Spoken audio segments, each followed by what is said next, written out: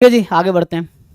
तो ये कह रहा है कि if f is a continuous real valued function on 0 1, ठीक है, and so that there exist a point C in 0 1 such that 0 to 1 है ना, x f x d x is equal to C to 1। देखो कहीं ना कहीं idea मुझे ये समझ आ रहा है यहाँ से कि ये कहीं ना कहीं कुछ ऐसा होगा एफ डैश सी टाइप का, और मतलब मीन वैल्यू थ्योरम इसमें लगाने हैं, ठीक है ना। अब मीन वैल्यू थ्योरम कैसे लगाओगे, तो एक फंक्शन, ये वही कल जैसा क्वेश्चन है, कल भी तो क्वेश्चन किया था ऐसा, G dash C is equal to G1 minus G0 upon 1 minus 0। अब सोचो ऐसा क्या लोगे कि जी डैश सी ये आ जाए, बताओ किस फंक्शन का डेरिवेटिव ये आएगा, बस तुम्हें ये समझना है कि व्हाट इज दैट फंक्शन। तो 0 to 1 है ना, तो अगर मैं जी एक्स लेता हूं,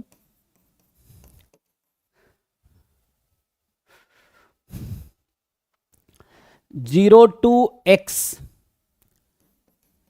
x f x d x को मान लो, चलो x f x d x को, तो क्या होगा यहाँ से है ना, या कुछ भी F X F T D T, so ऐसा कुछ होगा टी एफ टी। ये तुम्हें खुद से सोचना पड़ेगा, मैं एक हिट एंड ट्रायल तरीका लगा रहा हूँ, खुद से एक्सपेरिमेंट करना होगा, ये है। अब किसी का सॉल्यूशन देखो तुम्हें डायरेक्टली पता चला अच्छा ये लेना था, लेकिन इंपॉर्टेंट ये है कि कैसे वहां तक पहुंचे हम, वो प्रोसेस है। वरना तुम ये सॉल्यूशन कर भी लोगे, एग्जाम में कोई नया क्वेश्चन आएगा नहीं होगा तुमसे, क्योंकि वो जो थिंकिंग प्रोसेस है वो तुमने जर्नी कवर किया ही नहीं, तो तुम नया सोच नहीं पाओगे। तो ये एक्सपेरिमेंट हो रहा है कि मैं सोचता हूं अगर ये लेंगे तो क्या होगा। जैसे कल एक क्वेश्चन था जहां पे हमने लिया था कि F x Q plus 2 time F x, ऐसा कुछ था ना, उस तरह से। तो वो क्वेश्चन देख के समझ आता है क्या लेना है, वो इनिशियली एक्सपेरिमेंट करना पड़ता है, तब जाकर समझ आएगा क्या वर्क करेगी क्या वर्क नहीं करेगी, ये है। अगर मैं इसके साथ स्टार्ट करता हूं तो क्या होगा, सो यहां पे अगर हम देखें कि जी डैश एक्स, या है ना यहां पर T F T D T ले लो, यहां डी टी कर लो, तो क्या होगा, सो यहां से जी डैश एक्स निकालेंगे, एक्स एफ एक्स हो जाएगा, लेकिन मुझे तो वैसा कुछ बनाना है, तो कैसे बनेगा, तो G1 तो हो जाएगा है ना, यहां से अगर वैसा लिखूंगा है ना, ये तो कहीं ना कहीं 1, ये कहीं ना कहीं हो गया, G dash C is equal to G1 minus G0, ये है। अब सोचो ऐसा जी क्या लोगे ताकि ये वाली इक्वेशन बन जाएगी, है ना, ये सोचना है। तो मैं ऐसे ये कर रहा हूं, तो यहां से G0 निकालूंगा तो 0 आएगी, G1 निकालेंगे तो 0 से 1, ये वही आ जाएगी, एक्स लिखना है एक्स लिख लो, टी लिखना है टी लो, T F T D T जो कि लेफ्ट साइड में है। तो ये तो हो गया। अब क्वेश्चन है क्या ये वो आएगा C2, अच्छा C to 1 है ना, ओ एक मिनट, C to 1 है, इसका मतलब मुझे लेना चाहिए, एक मिनट, C to 1 है ना, तो C to 1 का मतलब है मुझे जी एक्स ऐसा लेना चाहिए कि हम x को हटा के c रख सके, तो x to 1 ले लो। क्या लेना चाहोगे, T F T D T, देखो ये वर्क करेगी, ये तुम्हें चेक करना है। सो यहाँ से अगर तुम G0 निकालोगे तो ये आ जाएगी 0 to 1 T F T D T, G1 निकालोगे तो 1 to 1 जो कि हो जाएगी 0। अच्छा अब देखो जरा क्या होगा, तो एक फंक्शन एक्सपेरिमेंट करना है, एक्सपेरिमेंट करके देखो और क्या हो सकता है, क्या इससे आंसर आएगा, इससे नहीं आएगा, थोड़े और सोचना पड़ेगा क्या कर सकते हैं। तो अगर मैं उसको लेफ्ट साइड बुला लूँ 0 to 1 C to 1 है ना, तो मैं लिख सकता हूँ इसको 0 to C C to 1। अच्छा देखिए भी काम कर सकते हैं, ओके है ना, इसको मैं चाहूँ तो ऐसा लिख सकता हूँ 0 to C C to 1, और C to 1 उधर जाएगा तो हाँ, तो वही ले सकते हैं। यहाँ से क्या बनेगा, अगर यहाँ से लिखूंगा तो क्या मिलेगा मुझे, तो ये मिल जाएगा C to 1 टी, या तो है ना T F T D T, और G1 रखोगे, G1 तो 0 हो गया, माइनस G0 हो गया 0 to 1 टी, लेकिन ये तो नहीं आया ना जो मुझे चाहिए, तो हमें सोचना होगा कि क्या कर सकते। देखो ये वो नहीं आया जो हमें चाहिए, ये मैंने एक्सपेरिमेंट किया बट ये कुछ और आया, हमें तो ये वाला चाहिए। तो F continuous real valued function है, देन सो दैट, तो हमें सोचना पड़ेगा अब क्या कर सकते हैं, बताओ, थोड़ी दिमाग लगाओ। और देखो जैसे मैं बता रहा हूँ कि हमने इस तरह से स्टार्ट किया, इससे आंसर नहीं आया, तो अब तुम्हें सोचना है क्या चेंजेस हम ला सकते हैं कि आंसर आ जाए। तो वो खुद सोचोगे, सॉल्यूशन देख लोगे तो नहीं आएगा। अब तुम सोचो थोड़ा सा, मैं भी करता हूँ, बताओ कि क्या ऐसा करोगे कि वैसा आ जाएगा जो मैं लगा रहा हूँ।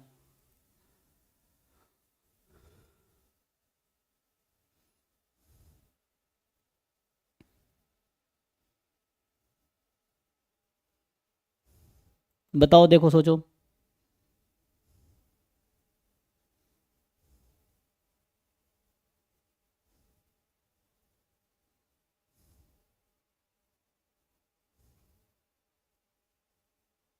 कोई बात, कोई आइडिया दो तुम लोगों, सोचो कोई, बताओ क्या होगा।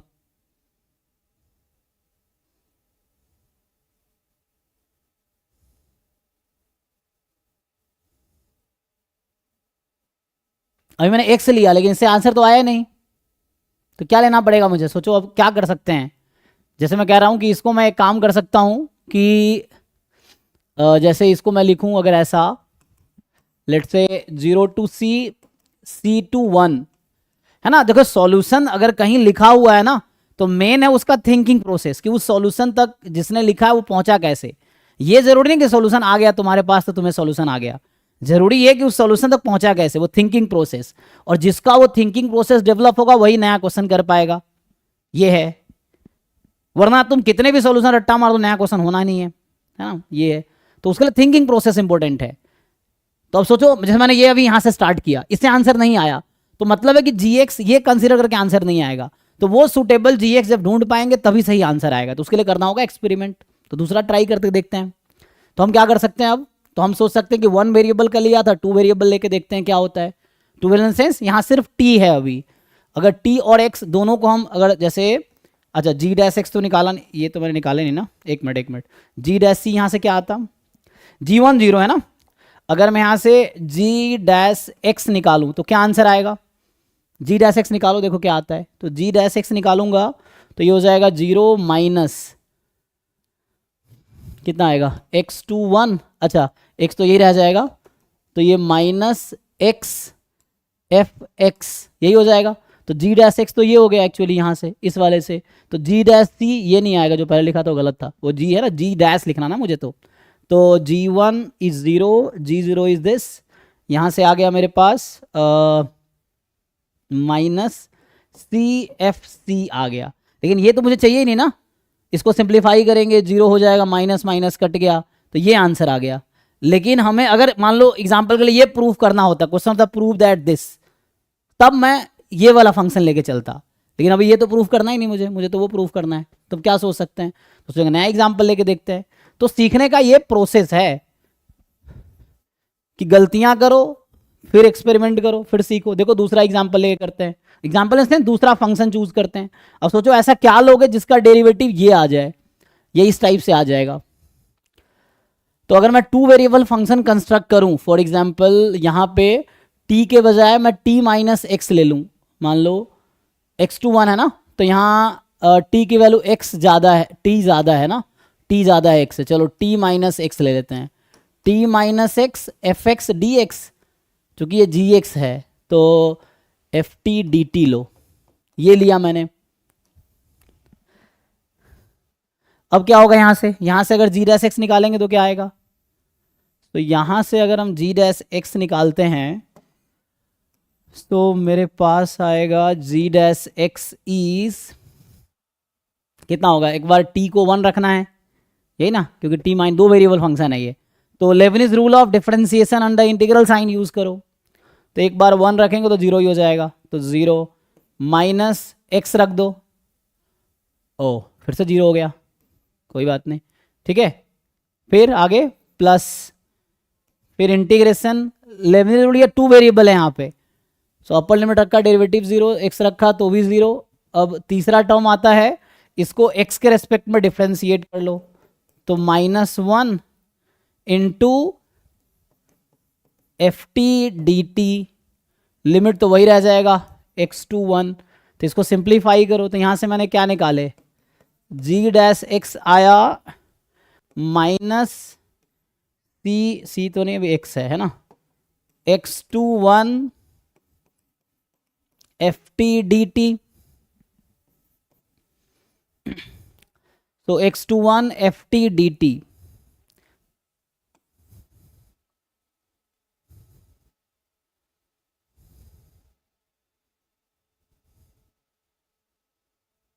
यही है। वहां पे कुछ आइडिया मिल रहा है? मिल तो रहा है। तो जी डैश सी मेरे पास आ गया माइनस, क्या लिखूं, C21 F T D T. अब अगर मैं यहां से G1 निकालता हूं तो क्या आएगा? तो G1 निकालूंगा तो 1 से 1 इंटीग्रेशन 0, G0 निकालूंगा तो क्या होगा? तो अगर मैं G0 निकालूंगा तो देखो, अब इसको फिट करो, G0 की वैल्यू आएगी 0 से 1, x को 0 रख रहा हूं, T F T D T, यही है। लेकिन दिक्कत ये अभी भी वो नहीं आएगा जो मुझे चाहिए, ये माइनस आ गया ना एक्स्ट्रा। होता क्या है, अच्छा आ जाएगा शायद ना, G dash C is equal to G1 minus G0 upon 1 minus 0, mean value theorem. अब लगाओ, देखो वही आएगा जो चाहिए मुझे। तो लेफ्ट साइड में तो ये आ चुका है जो कि उधर राइट साइड में है, कोई बात नहीं। G1 ऑलरेडी 0 है, आ तो गया, हो गया। देखो इसमें पुट करो जो भी इंफॉर्मेशन है, उससे वही आया जो मुझे चाहिए। तो इसको मैं सिंप्लीफाई करूंगा तो जी डैश सी यहाँ पे है minus C21 F T D T. Definite integration is free of variable, तुम टी रखो, एक्स रखो, यू रखो, वी रखो, डब्ल्यू रखो, कोई फर्क नहीं पड़ेगा, सेम ही चीज़ है। टी को हटा के एक्स कर दो, वाई कर दो, जेड कर दो, कोई दिक्कत नहीं है। इक्वल टू G1 जो कि है 0, G0 वो आ रखा है माइनस 0 से 1 T F T D T upon 1, गायब, माइनस माइनस काट दो, वही आया जो प्रूफ करना था, हो गया। लो टी को हटा के एक्स रख दो। तो मैं तुम्हें ये बताना चाह रहा हूं कि अगर मैं डायरेक्ट सॉल्यूशन लिख भी देता या तुम सॉल्यूशन कहीं लिख भी दो, तब भी अगला क्वेश्चन जो होगा वो तुमसे नहीं होगा। क्यों नहीं होगा? अगर तुमने वो प्रोसेस नहीं सीखा कि जिसने सॉल्यूशन लिखा वो सॉल्यूशन तक पहुंचा कैसे। ना मैंने एग्जांपल बताया था ना, बहुत सारी चीजें, कि कोई आज बहुत अच्छा कर रहा है, वो इसलिए कर रहा है क्योंकि पहले बहुत बुरा कर रहा था। अब होता क्या है, हम ऐसे इंसान है, हम सोते शुरू करें एकदम तोप बन जाए, जो कि पॉसिबल नहीं है। फिर इंसान डिमोटिवेट हो जाता है, क्योंकि उसको ये पता ही नहीं है कि जो आज बहुत अच्छा कर रहा है वो कल बुरा कर रहा था, इसलिए आज बहुत अच्छा कर रहा है। तो जहां पे तुम हो वो तुमसे 1 साल पहले था, या तुमसे 6 महीने पहले या 2 महीने पहले था वो। तो तुम्हें वहां तक पहुंचना है, तुम्हें उसी प्रोसेस से गुजरना होगा जिस प्रोसेस से कोई गुजरा है। तो इसके लिए एक्सपेरिमेंट करना पड़ेगा, सिंपल तरीका है बेटर करने का। So that is a way is experiment. जैसे सोचता ना बच्चा, सर ये सॉल्यूशन समझ नहीं आ रहा है कैसे किया है, क्योंकि वो जो सॉल्यूशन लिखा है ना उसने बहुत डिफरेंट अप्रोच लगाए हैं। तो वो जो सॉल्यूशन फाइनल तुम्हें दिख रहा है वो अप्रोच है जो उसको फाइनली मिला 10-15 गलत तरीके सॉल्व करने के बाद। अब तुम क्या हो, तुम्हें चाहिए एक बार हम पेन उठाए और सही ही कर दे, तो वो इस जन्म में तो नहीं होगा, है ना, वो मरने के बाद कहीं हो सकता है सपने उपने में। उसके लिए तुम्हें भी गलतियां करनी होंगी, ट्राई करना होगा, तब जाके होगा। ये है। Anyway, this is the right answer. ये तरीका जरूर नहीं यही तरीका सही, और भी तरीके हो सकते हैं मे बी। नेक्स्ट क्वेश्चन पे आते हैं। तो क्वेश्चन ये होता है ये कहां से क्लिक किया। तो तुम थोड़े एक्सपेरिमेंट करो, नए नए फंक्शन लो, ट्राई करो, नहीं आंसर आएगा तो तुम्हें समझ आएगा अच्छा वहां तक ऐसे पहुंचना है। ये वैसे होगा, तुम्हारे पास 100 रास्ते हैं, तुम्हें सही रास्ते पे जाना है, तो 2-4 गलत रास्ते पे जाओगे तब जाके सही रास्ता समझ आएगा। और ये सबके लिए यही प्रोसेस है। कोई इंटेलिजेंट है वो इसीलिए है क्योंकि उसने बहुत सारे रास्ते ट्राई किए हैं, इसलिए उसको सही रास्ता पता है।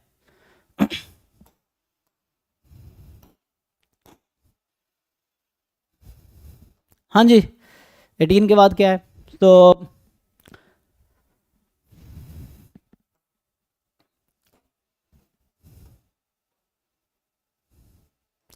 इवन तुम ही मेरे 2022 वाले वीडियोस यूट्यूब पे पब्लिक करो, वो देखोगे ना, तो यही डिस्कशन जब श्रुति वाला बैच था, श्रुति सराफ वाला बैच, उसके पब्लिक है 2022 में जब मैं डिस्कशन करा रहा था 22 एग्जाम के लिए। तुम देखो मैं 30 क्वेश्चन में 4-5 क्वेश्चन में हर पेपर में फंसा हूँ। तो आज आता इसलिए है क्योंकि हम 3-4 साल करा चुका हूँ यही चीज़ें। सो प्रोसेस वही है, तुम्हारे लिए वही प्रोसेस होगा जो मेरे लिए था। सिंपल है।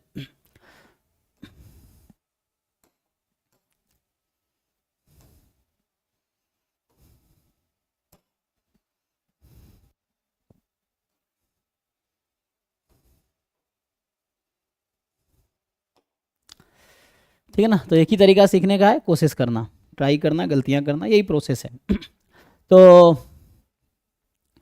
n be the random variable representing the number of fair dice thrown with PMF. This S is the sum of the numbers appearing on the faces of the die. Given that S is 3, what is the probability that 2 dice were thrown?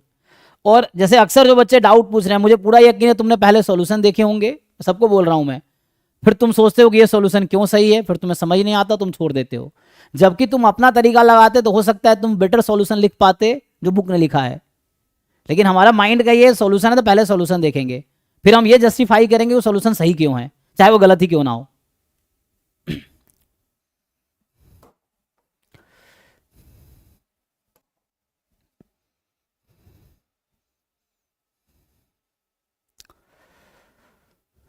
और फिर ये ऐसे ही बच्चे जिनका marks नहीं आते हैं exam में, जो सॉल्यूशन देख देख के करते हैं, मैं फिर बता रहा हूं तुम्हें, है ना, जब तक इंडिपेंडेंटली कोशिश करने की हिम्मत नहीं आएगी एग्जाम निकलेगा ही नहीं तुमसे।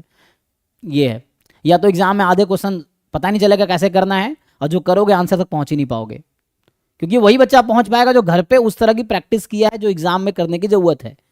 तो एग्जाम वाली चीजें घर पे एक्सपेरिमेंट करने की जरूरत है, तभी जाके एग्जाम में क्वेश्चन होगा। तो एग्जाम वाला इन्वायरमेंट घर पे क्रिएट करो, तब जाके एग्जाम में क्वेश्चन होगा। तो n B the random variable representing the number of fair dice thrown. ठीक तो है, क्या दिक्कत है यहाँ पे? s है sum of the numbers appearing on the faces of the die, given है s3 है, तो कोई बात नहीं, क्या पढ़, E1 है कि एक डाइस को थ्रो किया, ये सब पहले करा चुका हूं जब बेस थ्योरम करा रहे थे बेसिक। n बराबर 2, E3 है, n बराबर 3 एंड सो ऑन, जाते रहो इनफिनाइट तक, कोई दिक्कत नहीं है, E4 E5 E6 and so on.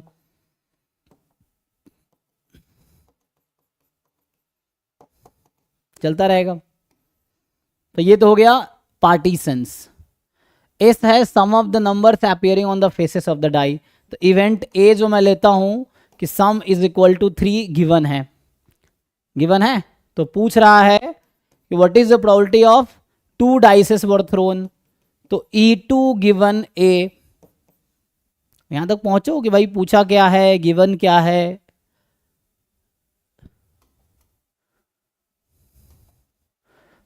क्या होता है formula? E2 into A given E2 upon probability of A, यही है टोटल प्रोबेबिलिटी। और टोटल प्रोबेबिलिटी से प्रोबेबिलिटी ऑफ ए क्या आएगा? ये बेस थ्योरम का फॉर्मूला है, डिनोमिनेटर में टोटल प्रोबेबिलिटी लगेगी। So probability of EI into A given EI, I from 1 to infinity। ठीक है, लगाओ, सॉल्व करो, क्या दिक्कत है? हमें ये तो बता ही रखा है कि प्रोबेबिलिटी ऑफ E2 कितना है। E2 का मतलब है 2 डाइस को थ्रो किया गया, n बराबर 2, सो 1/2 स्क्वायर।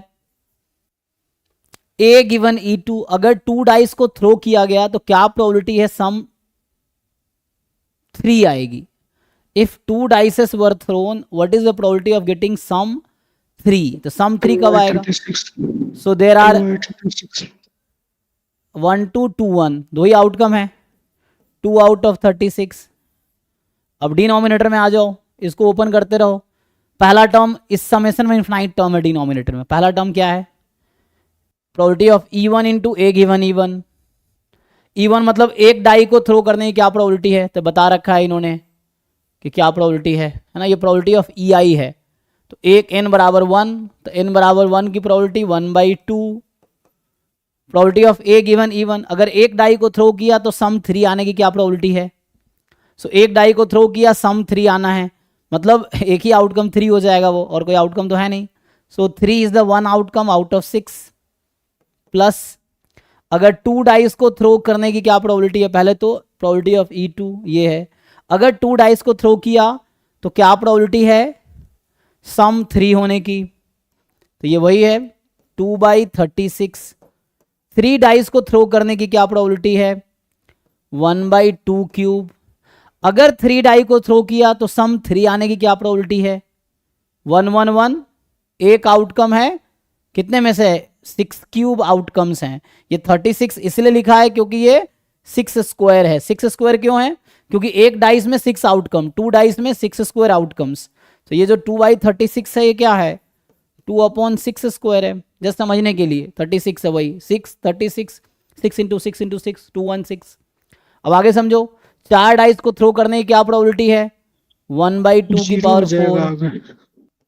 तो क्यों सॉल्व नहीं हो रहा भाई? सॉल्व इसलिए हो रहा क्योंकि ट्राई नहीं किए हो। ट्राई करोगे सॉल्व होगा, जिनका हुआ है उन्होंने ट्राई किया है।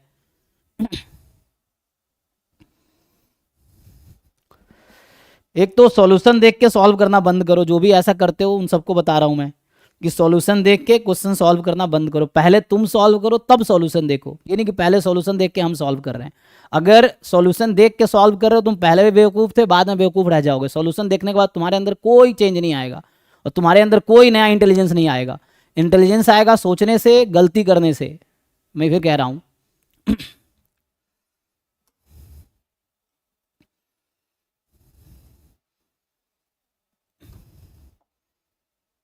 रट्टा मारने से कोई महान नहीं हुआ है। ठीक है, ठीक है, कोई बात नहीं, दिस इज आंसर। तो ये था 2012 वाला पेपर ना। और कोई इसमें डाउट है 12 वाले में जिन्होंने ट्राई किया हो? बाकी वो जो क्वेश्चन था जो कल हमने किया था, उसमें मैंने इंटरसेक्शन से सॉल्व किया। मैं फाइनली बता देता हूँ, गोल्ड सिल्वर वाला। तो उसमें चेंजेस ये है कि अब तुम्हें समझना है इंटरसेक्शन है गिवन है। उसने कहा था कि अगर, अब मैंने तो ये कंसीडर किया है कि S2 is equal to 2 and S1 is equal to 2।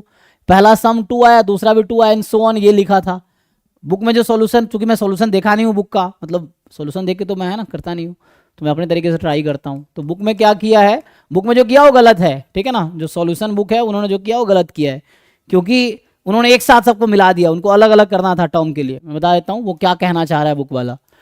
If first sum is 2, second sum should be 2, वो ये कहना चाह रहा है। Plus if first sum is 3, second sum should be 3। तो बस डिफरेंस ये है कि मैंने इंटरसेक्शन कंसीडर किया है, उन्होंने कंडीशनल कंसीडर किया है, लेकिन जो सॉल्यूशन उन्होंने लिखा वो गलत लिखा है। ऐसा थोड़ी है कि जिस ऑथर ने लिख दिया वो भगवान है। वो हमारे तुम्हारे जैसे ही कोई स्टूडेंट रहे हैं, बाद में टीचर बन गए। ये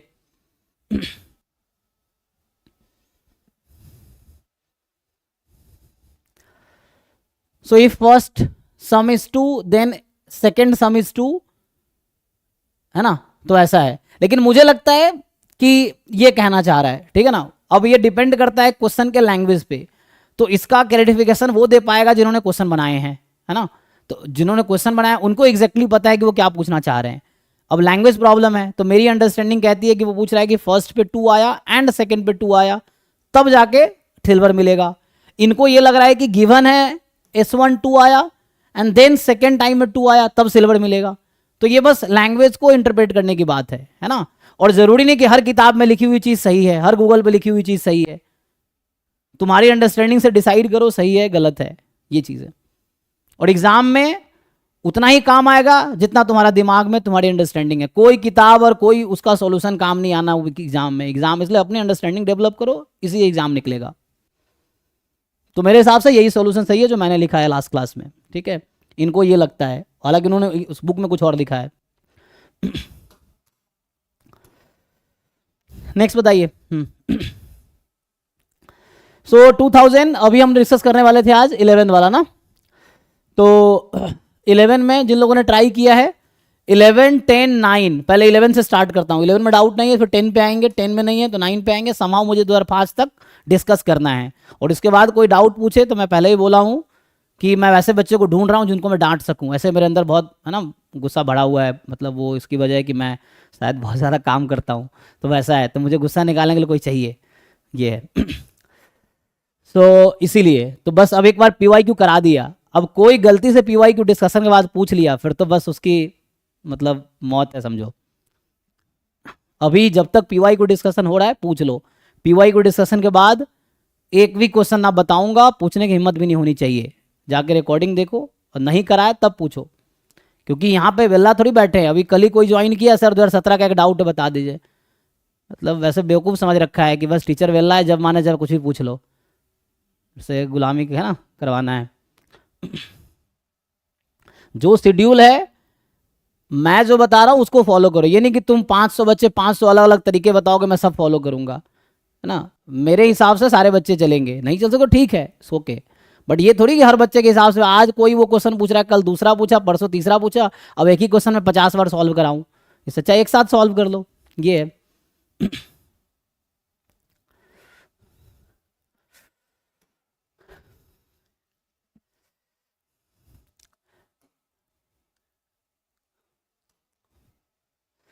तो 11 वाले पेपर में कोई डाउट है तो पूछो, ठीक है, क्योंकि डिस्कशन के बाद फिर मैं एक भी डाउट डिस्कस नहीं करूंगा जो क्लास में करा चुका हूँ, ये है पीवाईक्यू वाले, फिर हम मॉक टेस्ट में डिस्कस करेंगे, जो नए क्वेश्चंस होंगे वो डिस्कस करेंगे, मॉक टेस्ट डिस्कशन होगा। सर 2011 में 20 का भी।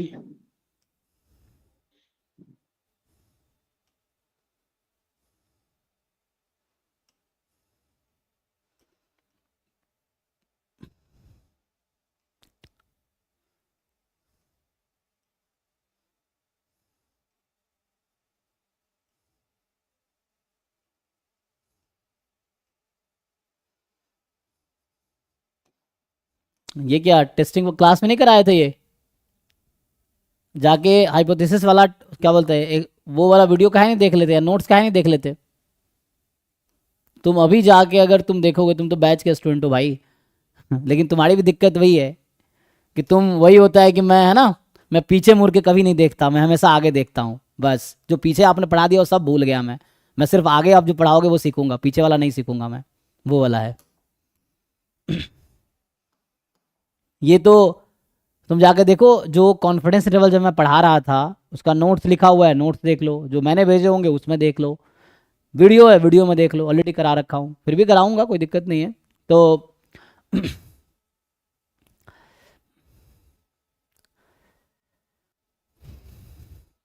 एक्स बार है 9, एक्स एक्स स्क्वायर 16 है, सैंपल मीन सैंपल वेरिएंस दे रखा है, based on random sample of size 3 from normal mu 1 sigma square, and Y bar S square दे रखा है with the sample mean sample variance based on the random sample of size 3। ज़्यादातर doubt तो solution देख के आता है बच्चों को, उनको आता भी है, सॉल्यूशन देख लिए सब भूल जाते हैं, उनको लगता है सॉल्यूशन ही सही है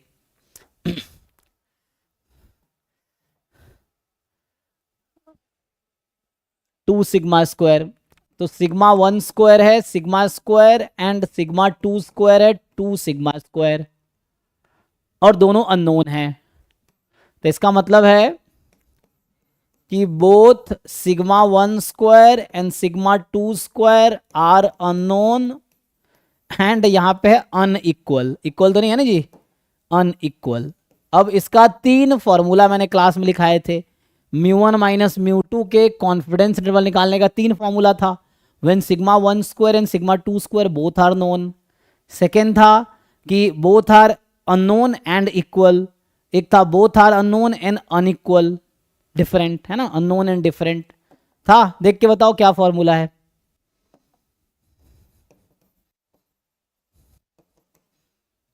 जी फॉर्मूला, एक्स बार माइनस वाई बार माइनस 2 प्लस, चलो एक साथ लिख देते हैं, है जी कि फॉर्मूला भी लिखाना पड़ेगा। अब एग्जाम में किससे पूछोगे, चलो यहाँ तो मैं लिखा दूंगा, अगर एग्जाम में इस तरह के क्वेश्चन आ गए तो किससे पूछोगे फॉर्मूला, बगल वाला दूसरे सब्जेक्ट का होगा, जैम में ऐसे ऑल्टरनेट रहते हैं, तुम्हारे सब बगल में 7 डिफरेंट सब्जेक्ट का जैम एग्जाम होता है, एक साथ होता है, तो साथ में एक साथ में क्या है 3 है, एक में 4 है, ऐसा है ना, तो वैसा है, तुम्हारे बगल वाला दूसरा सब्जेक्ट का होगा, इधर भी दूसरा सब्जेक्ट का होगा, इधर भी दूसरा सब्जेक्ट का होगा, तो किससे पूछोगे एग्जाम में, तो उसके लिए याद रखना पड़ेगा, नहीं तो छोड़ के आना पड़ेगा, एग्जाम का ही क्वेश्चन है ना, इस तरह क्वेश्चन आते भी हैं, फिर से आ जाएगा, उसमें क्या गारंटी है। तो अननोन है डिफरेंट है, तो क्या होता था इसमें, पुल्ड सैंपल वेरिएंस यूज करते थे। बताओ भाई इसमें क्या डाउट है तुम्हें, अमन डाउट क्या है तुम्हारा, फिर तो तुम ट्राई करके आए ही नहीं हो, क्वेश्चन देख के छोड़ दिया, फॉर्मूला है तुम्हारे पास इसका, यस सर। हाँ बताओ क्या है formula.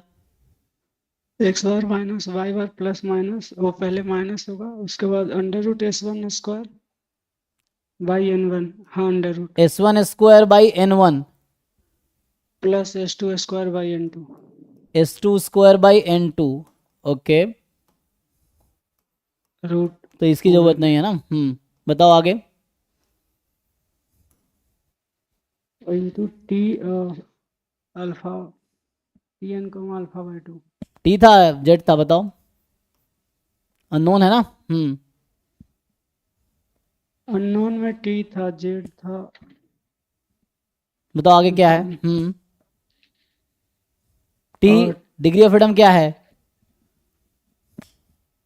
N comma alpha by 2। N क्या है यहाँ पे, एन तो नहीं है। रैंडम सैंपल जो है उसका साइज कितना है, 3। ये तो नहीं है भाई, तुम्हें याद नहीं है, तुम तुक्का लगा रहे हो, कैसे करोगे सर एग्जाम। आर।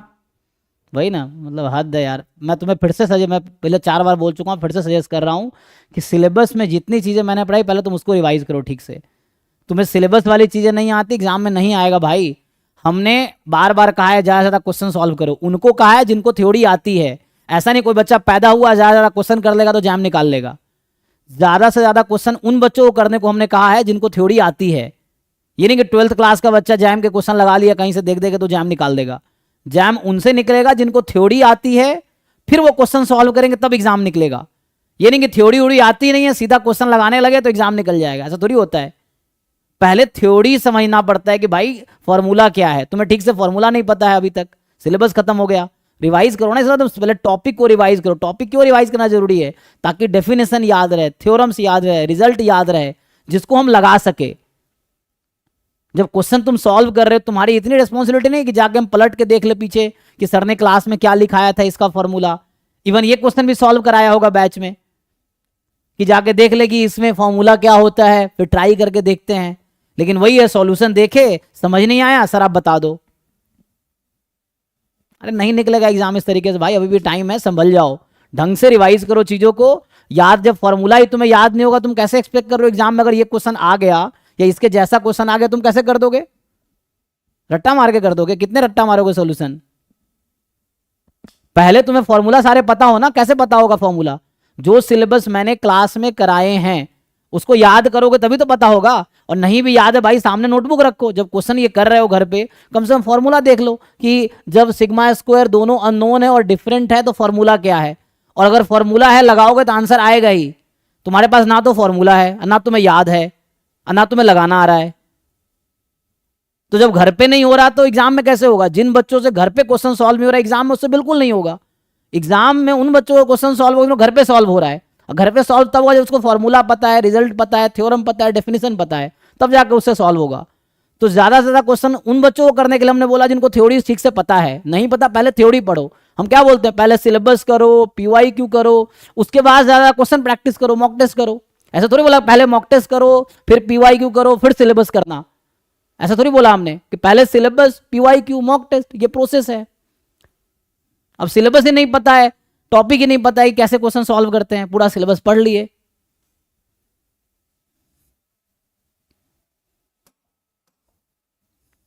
बताओ जिनको याद है, आर कॉमा क्या था degree of freedom. Alpha by 2। जी अल्फा बाई 2। आर की वैल्यू क्या होती है, क्या था, S1 स्क्वायर बाई ऐसा कुछ है ना। हाँ बाई N1 प्लस S2 से डिवाइड बाय में N2 इस शायद इसका होल स्क्वायर, ऐसा कुछ है। Yes sir. एक बार चेक कर लो। देखो जरूरी नहीं मुझे भी पूरा याद हो, क्योंकि मुझे एग्जाम नहीं देना है। जब मुझे एग्जाम देना था तो मुझे याद था, जब एग्जाम अभी भी देना होता है याद करके जाता हूं। अभी मुझे भी जरूरी नहीं कि पूरा एक्चुअली याद होगा, तो वो तुम्हारा काम है याद रखना। जब मैं क्लास कराता हूँ या तो याद होता, नहीं याद होता मैं लिख के ले आता हूँ ताकि क्लास में लिखा सकूं। इस तरह से है।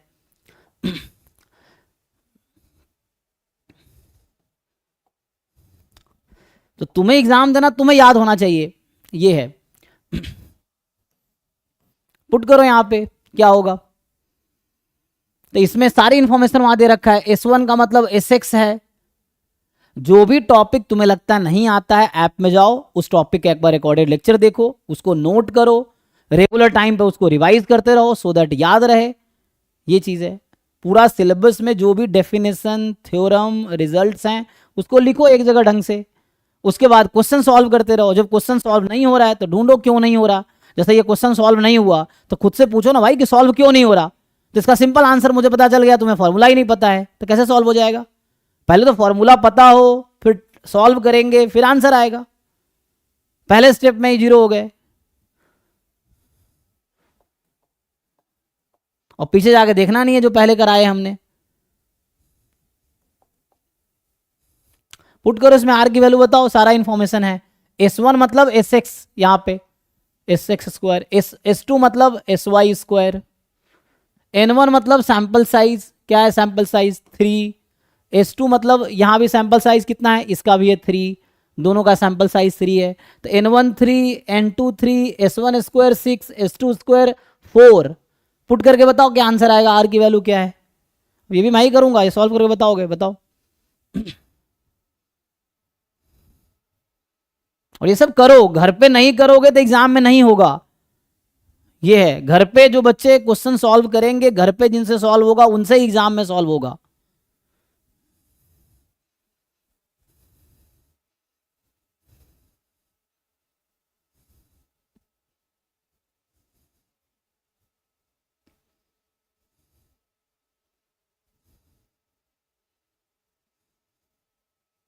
सर 4 वैल्यू आ रही है।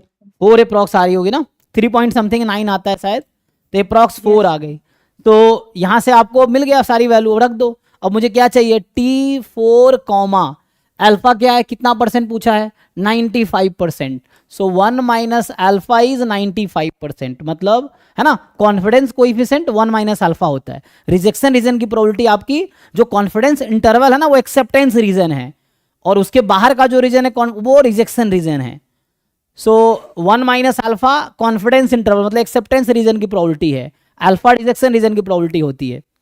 तो यहाँ पे आ गया 95%, 0.95, अल्फा हो गया 0.05, ये है मेरे पास। पुट कर लो इसको, अब अल्फा बाई 2 है 0.025, 0.025, और ये खुद इस पेपर के फर्स्ट पेज पे दिया होगा ये डेटा, जो 2011 का है, ये 2011 के पहला पेज पे जाओ, ये डेटा खुद लिखा होगा।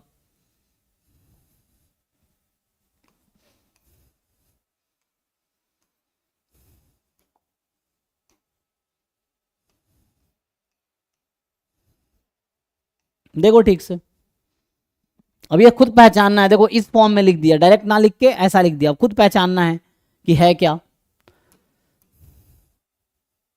तो ये लेस देन इक्वल टू में लिखा है, तो मैं लेस देन इक्वल टू में लिख के दिखाता हूं।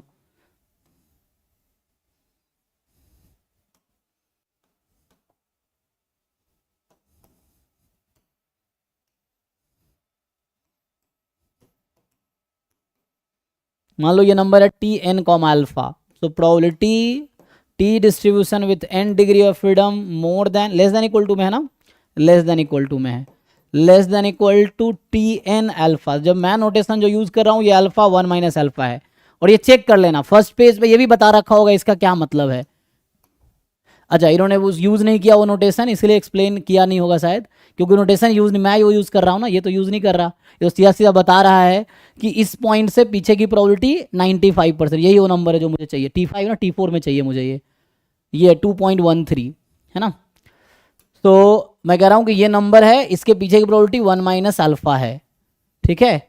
सो ये है, तो हमारे हिसाब से जो मैं लिख रहा हूँ T4 probability less than equal to 2.01, 2.13 is 0.95, 2.13, 2.13 is 0.95, ये क्वेश्चन में लिखा हुआ है। इसका मतलब है कि प्रोबेबिलिटी T4, अच्छा मुझे तो वो चाहिए था ना 0.975 चाहिए था, ये क्या है मैं बता देता हूँ, ये 0.05 है, ये है 0.95, क्योंकि ये का मतलब आगे प्रोबेबिलिटी अल्फा पीछे के 1 माइनस अल्फा, तो यहाँ अल्फा है तो यहाँ 1 माइनस अल्फा है, लेकिन मुझे तो क्या चाहिए, मुझे तो कुछ और चाहिए यहाँ पे, हमें तो ये चाहिए। ओके, तो हमें चाहिए कि एक ऐसा नंबर, ये है ना T4 0.025, तो इधर की प्रोबेबिलिटी 2.5% और इधर 97.5%, तो मुझे एक ऐसा नंबर चाहिए जिसके पीछे की प्रोबेबिलिटी 0.975 हो। ओके, तो इसका मतलब है ये नंबर हमें चाहिए 2.78 ना, 2.78 चाहिए मुझे, है ना। सो इसका मतलब है कि हमें इसने लिख के दिया है T4 less than equal to 2.78 is 0.975। इसका मतलब है कि ये जो 2.78 है T4 0.025 है, क्योंकि इसके आगे की प्रोबेबिलिटी 0.025 होगी और इसके पीछे की प्रोबेबिलिटी 1 माइनस 0.025 जो कि 0.975 होगी। So finally answer is 2.718। तो इसका मतलब है 2.78 रखो यहाँ पे। अब क्या इसमें नया था, बस सिर्फ ट्राई नहीं करना या सॉल्यूशन देख के कंफ्यूज हो जाना। मैं कह रहा हूँ वो जो बुक है ना उसमें कई सारे सॉल्यूशन गलत है, इसका भी सॉल्यूशन गलत है जो तुम बता रहे हो। वहाँ पे किसी और तरीके से सॉल्व किया ना इसको, तो वहाँ भी गलत है सॉल्यूशन। लेकिन वही होता है कि सर बुक में सॉल्यूशन ऐसा लिखा हुआ था, क्या हो गया लिखा हुआ था तो हमारे जैसा ही तो वो भी आदमी भी गलती कर सकता है।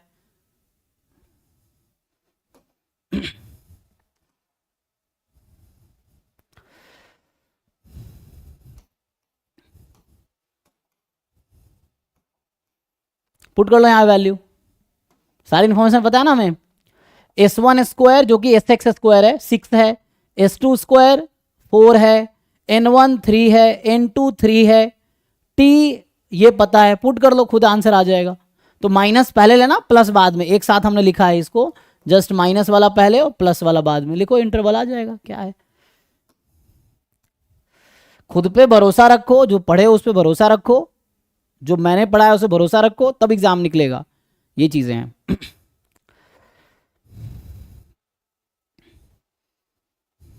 ठीक है आगे चलते हैं।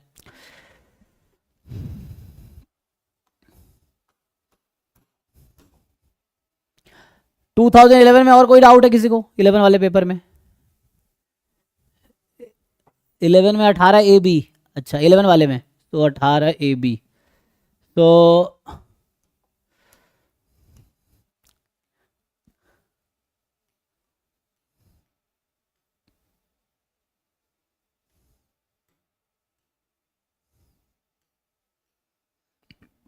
ये भी आसानी क्वेश्चन है, क्या ही नया है इसमें, बस इंटीग्रेशन करना है। इसका मतलब आपको इंटीग्रेशन नहीं आता है, सिर्फ इंटीग्रेशन करना है दोनों क्वेश्चन में।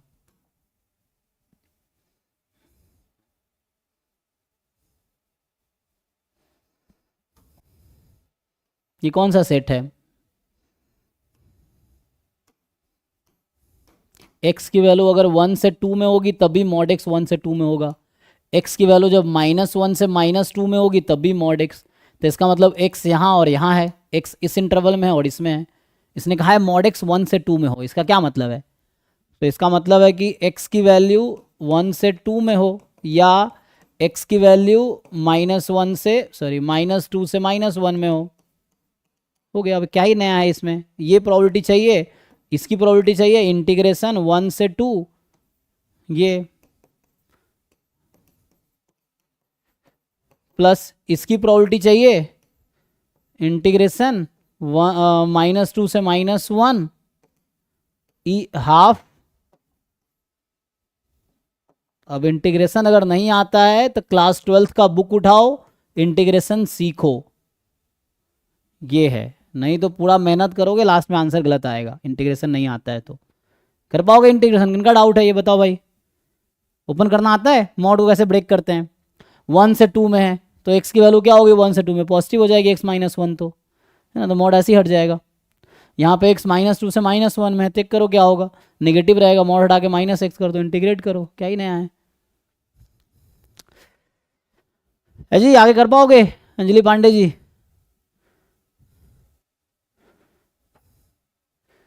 अगला में क्या है, वही है 18V 18AB। ये क्वेश्चन लिख के सो जाते हैं, बस हो गया।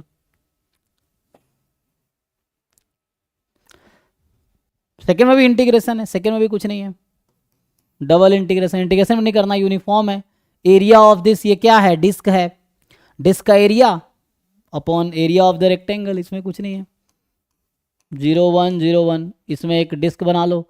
अच्छा 0 1 0 1 है, लेकिन तो इसके अंदर देखो डिस्क क्या है, ये x स्क्वायर y स्क्वायर 1/4 से 1, तो 1/4 से 1, तो 1 वाला तो यहाँ होगा, 1/4 1/2 वाला, तो इस वाले बीच का एरिया निकाल लो। क्या ही नया है, सब टाइम पास वाले लोग हैं, सॉल्यूशन देख के इनको डाउट हो जाता है, खुद ट्राई करेंगे इजीली हो जाएगा। ये जो ब्लैक कलर का रीजन है ना, इसका एरिया निकाल लो। x की वैल्यू 0 से 1 0 से 1 हो गया, ये क्या है, कर एरिया, एरिया सर्कल है, ये पाई आर स्क्वायर माइनस हो गया, तो इसका आंसर तो इंटीग्रेशन से नहीं भी करेंगे तब भी आ जाएगा, सिंपली यूनिफॉर्म 0 1 है ना, तो एरिया ऑफ दिस डिनोमिनेटर में तो यूनिफॉर्म 0 1 0 1 है, 0 1 0 1, ये रेक्टेंगल आपका सैम्पल स्पेस, उसका एरिया 1 है। यूनिफॉर्म में सिर्फ एरिया लेते हैं, ज्योमेट्रिक प्रोबेबिलिटी वाला कॉन्सेप्ट लगा देते हैं। और एरिया ऑफ दिस क्या बोलते हैं इसे, क्वाड्रेंट, पाई आर स्क्वायर, तो pi into 1 pi minus pi R square pi by 4, ये हो जाएगा कि ये रेडियस यहाँ 1/2 है। अच्छा, लेकिन ये तो क्वाड्रेंट था ना, तो अपॉन 4 करना था इसको, क्योंकि पूरा सर्कल तो ले नहीं रहे हम लोग, तो pi R square by 4 pi R square by 4, तो ये 1/4 कर दो, कोई दिक्कत नहीं है। अब यहाँ से आ गया 1/4 इंटू पाई कॉमन ले लिया तो 3/4 पाई, तो आंसर है 3 पाई बाई 16, ये आंसर होना चाहिए। एनीवे ठीक है, तो और कोई डाउट है इसमें?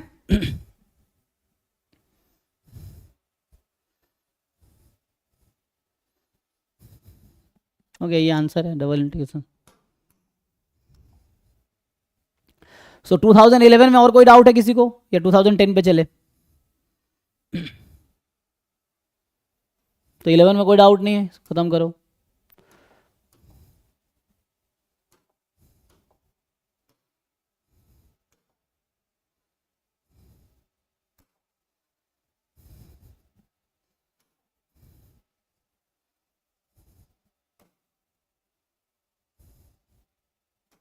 टू 2010 में भी कोई डाउट है तो बताओ, नहीं तो आज मैं अगले क्लास में 2008 से ही स्टार्ट करूंगा, वैसे नहीं है ना। आज 2011 9 और 11 10 9 का डिस्कशन है, इन तीनों में डाउट है, ठीक है, नहीं है तो कल 8 6 और 5 का होगा, क्या 8 7 6, हाँ 8 7 6 का डिस्कशन, 8 7 6 5 चारों का एक साथ कल डिस्कशन होगा।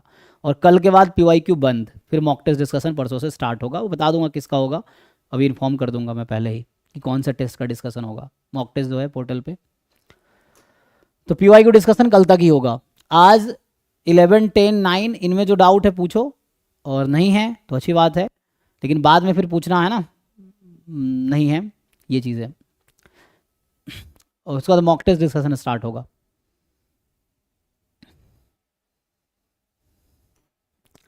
तो 2009 में कोई डाउट है?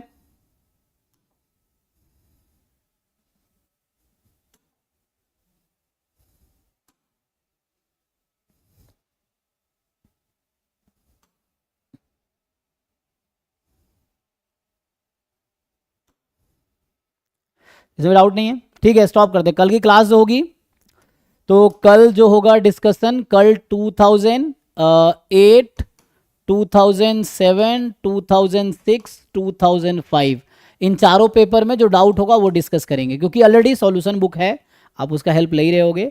पहले खुद सॉल्व करो, जब नहीं हो तो सॉल्यूशन बुक में देखो, नहीं समझ आया बुक में कोई बात नहीं, फिर मुझसे डिस्कस करो, तब जाके सीखने को मिलेगा, ये है। तो ये चारों पेपर सॉल्व करो कल तक, कल इसका डिस्कशन होगा, कल के बाद PYQ स्टॉप, फिर हम मॉक टेस्ट का शेड्यूल भेज दूंगा, क्योंकि जितने भी PYQ टेस्ट अपलोड हुए हैं पोर्टल पे, तो अलग अलग कराने के बजाय मैंने एक साथ ईयर वाइज ही करवा दिया।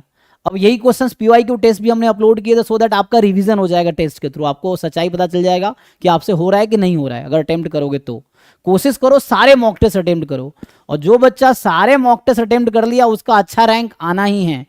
मैं एक चीज लिख के दे सकता हूं, जो बच्चे 200 के 200 मॉक टेस्ट अटेम्प्ट कर लिया ना, इतना आसान नहीं अटेम्प्ट करना, उसके टॉप 50 में रैंक होगा, ये मैं लिख के दे सकता हूं, क्योंकि मैं सच्चाई बता रहा हूं। पिछले साल मेरे पास 500 बच्चे थे जैम के, तुम बिलीव नहीं करोगे, सिर्फ 20 से 30 बच्चे थे जिन्होंने 100 में से 15 टेस्ट अटेम्प्ट किया हो। ज्यादातर बच्चे 2 4 5 टेस्ट करते हैं, छोड़ देते हैं, बस शुरू में जोश आता है 1 2 टेस्ट देते हैं, फिर वो छोड़ देते हैं, या तो उनको रियलाइज हो जाता है उनके बस का है नहीं, वो छोड़ देते हैं। 500 में से सिर्फ 20-30 बच्चे हैं जिन्होंने 15-20 टेस्ट दिए होंगे, और यही 20-30 बच्चे का रिजल्ट आता है। तुम्हारे यहाँ भी अभी इस बार 800-900 बच्चे हैं जैम के मेरे पास, और इसमें देखना, मैं तुम्हें पोर्टल बाद में दिखा दूंगा, लास्ट में कितने बच्चे टेस्ट दिए वो दिखता है पोर्टल पे, तुम्हें भी दिख रहा होगा, तुम्हें खुद देख के पता चल रहा होगा। अभी 50-100 से बच्चे ज़्यादा टेस्ट नहीं दे रहा होगा। मेरे पास टोटल लाइव बैच में फुल पैकेज में 500 प्लस बच्चे हैं, लेकिन तुम्हें पता होगा कितने बच्चा टेस्ट दे रहा है, तुम खुद देख रहे होगे पोर्टल पे, ये है। और एंड तक भी देखना कितने देते हैं, मैक्सिमम 100 बच्चा, ये है। हाँ जी सर, एक 2009 का क्वेश्चन है, क्वेश्चन नंबर 8। ओके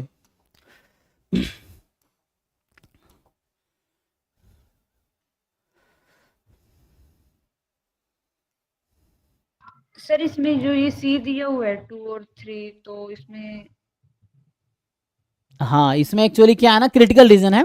तो इसमें क्या होता है, वेरिएबल आपका आ जाएगा। तो इसमें क्या होता है कि जैसे कोई जब साइज और पावर मान लीजिए थीटा के टर्म में आ गया, थीटा मतलब पैरामीटर, चाहे वो लैम्डा हो कुछ हो, C1 C2 यहाँ पे है, तो या अल्फा 1 अल्फा 2 यहाँ पे है, तो अगर पैरामीटर के टर्म में आ जाता है तो आपको मैक्सिमाइज करना पड़ता है पावर को और साइज को।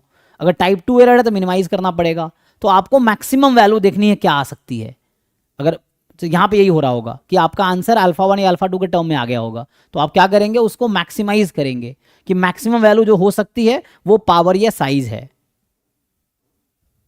देखो तो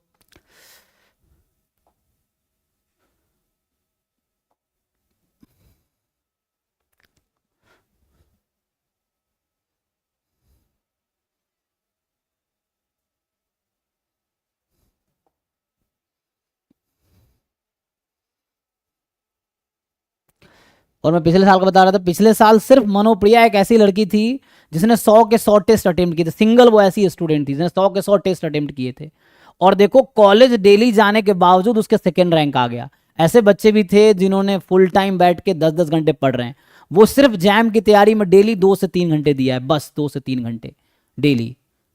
मॉक टेस्ट के अलावा लगा लो, मॉक टेस्ट डेली एक एक टेस्ट लगा लो, और थोड़ी 2-3 घंटे तैयारी शाम को। मतलब कॉलेज से 7-8 बजे शाम को आती थी, तुम सोचो 8 बजे से 12-1 बजे तक जो पढ़ती होगी वही। इसके बाद उसके बाद सेकंड रैंक आ गया, तब भी सेकंड रैंक आ गया।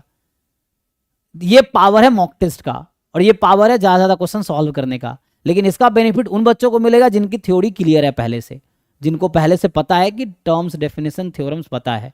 तो ये इतने क्वेश्चन मैं हर बार रिपीट करता हूँ, जो बच्चा 200 टेस्ट पोर्टल का जो अपलोड करूंगा मैं, अगर वो अटेम्प्ट कर लिए, मतलब तुम 15,000 क्वेश्चन तुम सॉल्व कर लिए। और 15,000 क्वेश्चन बहुत होते हैं, बोलने में आसान लग रहा है, तुम नहीं कर पाओगे सारे अटेम्प्ट टेस्ट।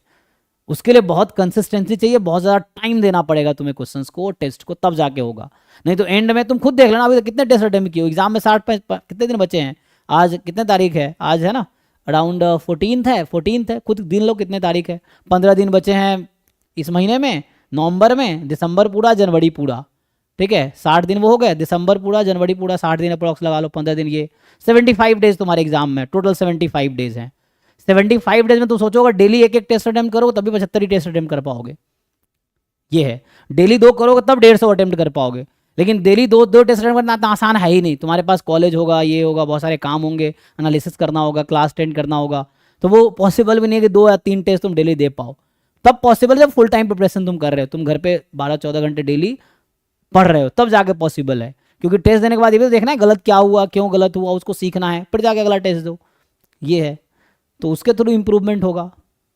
तो एग्जाम में 75 डेज हैं, एक एक टेस्ट अटेम्प्ट करोगे 75 टेस्ट दे पाओगे, तो एटलीस्ट 75 तो दे लो कम से कम, ये चीज़ है।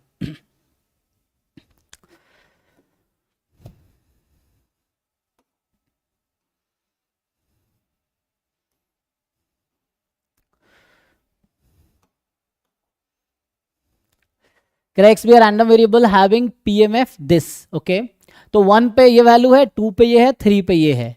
Where alpha 1 alpha 2 are the unknown parameters such that alpha 1 plus alpha 2 is less than equal to 1। देख तो ये इन्फॉर्मेशन हमें गिवन है कि alpha 1 plus alpha 2 का सम जो है वो लेस देन इक्वल टू 1 है। For testing the hypothesis alpha 1 plus alpha 2 is 1 against the alternative alpha 1 equal to alpha 2 is equal to 0। Suppose that the critical region sees this critical region का मतलब होता है rejection reason, मतलब आपका हुआ कि reject H0 if and only if, single sample size है ना आपके पास, तो इसका मतलब है x is 2 और x is 3, इसका ये मतलब है कि ये है आपका रिजेक्शन रीजन। अब क्या पूछ रहा है, दिस रिजेक्शन रीजन है साइज पावर, तो आपको साइज निकालना है, पावर निकालना है। तो साइज ऑफ द टेस्ट का जो डेफिनेशन है वो है probability rejecting H0 x is 2 और x is 3 when H0 is true। तो H0 में क्या है, alpha 1 plus alpha 2 is 1, यही H0 है। सॉल्व करो जरा इसको, तो x बराबर 2 और है, तो और मतलब यूनियन, तो सम कर लीजिए। तो इन दोनों का 2 पे जो प्रोबेबिलिटी है और 3 पे जो प्रोबेबिलिटी उसको ऐड कर लो। तो 2 minus 2 alpha 1 plus alpha 2 upon 6 plus 1 minus alpha 1 minus alpha 2 upon 3, given this, तो इसको अभी रखो माइंड में, इसको पहले सिंप्लीफाई करो, गिवन दिस इंफॉर्मेशन। तो इसको थोड़ा सिंप्लीफाई कर लेते हैं, क्या आता है। तो इसको जब आप सिंप्लीफाई करेंगे, एलसीएम आप 6 ले लीजिए, तो हो गया 2 minus 2 alpha 1 plus alpha 2 plus, है ना।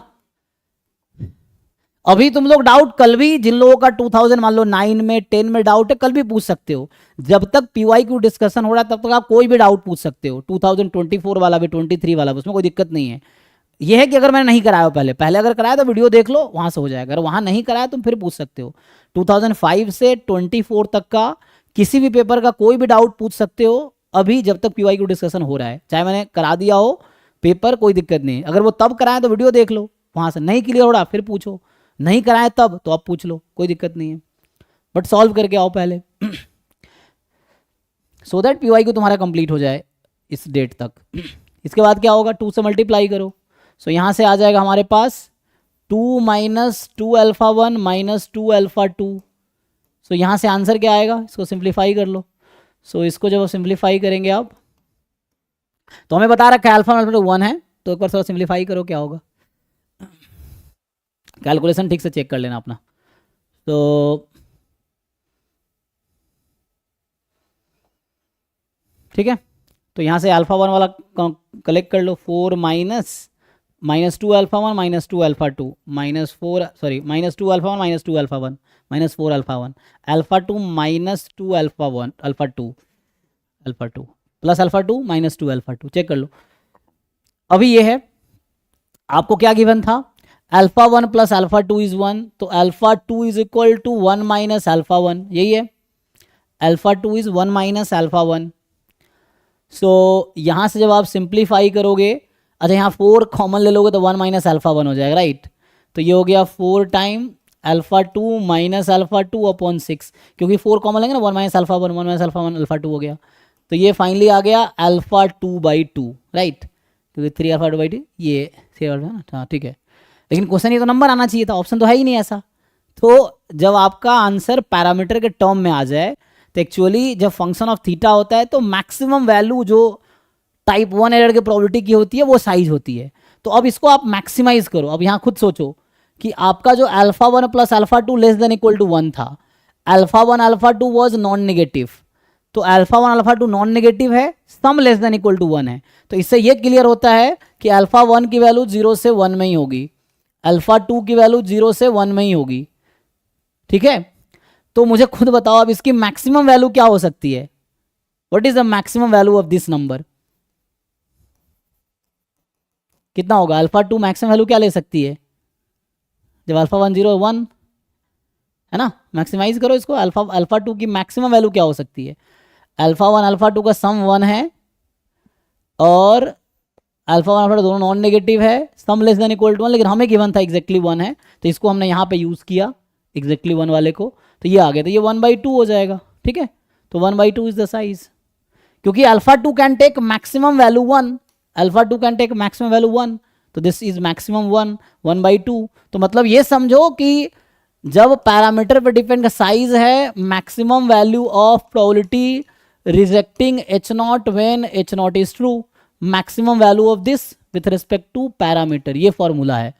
Same for the power, similar way में आप पावर निकालो, यू मैक्सिमाइज दैट, कि देखो ये जो प्रोबेबिलिटी आ रही है इसकी मैक्सिमम वैल्यू क्या हो सकती है, दैट इज द पावर, ठीक है। तो इनका डाउट है, चेक करो, अभी पूछो। देखिए आंसर आया कि नहीं। तो अल्फा जैसे 1/2 कर दिया ना मैंने, तो बी डी तो आउट हो गया साइड से, साइज से। अब यहाँ पे साइज आपका 1/2 अब पावर निकालना पड़ेगा, पावर निकाल लेंगे तो पता चल जाएगा कि 2/3 है कि 1/4 है, वो तो सॉल्व करने के बाद पता चलेगा। अगर आपने निकाला है तो बताओ पावर क्या आता है वेरिएबल में, तो उससे हो जाएगा। फॉर्मूला पता है ना, rejecting H0 when H1 is true, तो उससे सॉल्व करके देखिए क्या आता है। दोनों तो अल्फा तो इक्वल 0 दे रखा है ना, तो आसानी से आ जाएगा। क्या आ जाएगा, रिजेक्टिंग H0 का मतलब है प्रोबेबिलिटी तो यही रहेगी, बस कंडीशन चेंज हो रहा है, तो प्रोबेबिलिटी तो यही आना है ना, यही तो आना है, प्रोबेबिलिटी तो यही आना है। और इसने कहा है given H1 is true, H1 है अल्फा 1 अल्फा 2 दोनों 0 है, तो रख दो दोनों को 0, तो 4/6 आ गया। 4/6 का मतलब कितना जी, 2/3 आ गया। तो ए ऑप्शन करेक्ट है, सी गलत है, हो गया। तो यहाँ मैक्सिमाइज करने की जरूरत नहीं पड़ी, पावर में मैक्सिमाइज करने की जरूरत नहीं पड़ी क्योंकि डायरेक्टली 2/3 आ गया, क्योंकि इसमें था गिवन H1 इज ट्रू होता है ना, तो अल्फा 1 अल्फा 2 बोथ आर 0, तो आंसर तो यही आएगा प्रोबेबिलिटी, क्योंकि प्रोबेबिलिटी तो यही आनी है ना, rejecting H0 when H1 is true is the power. यहाँ पे H0 इज ट्रू किया तब जाके ये आया था, तो यहाँ तक सेम ही प्रोसेस होगा। यहाँ पे हमने ये कंडीशन यूज किया था यहाँ पे, अब ये ना यूज करके हम ये वाला कंडीशन यूज करेंगे, तो answer is 2/3, A option is correct. ठीक, और कुछ है डाउट 2011, 10, 9 इन पेपर्स में? ठीक है, फिर यहीं स्टॉप करते हैं। थैंक यू, अभी गेट की क्लास होगी।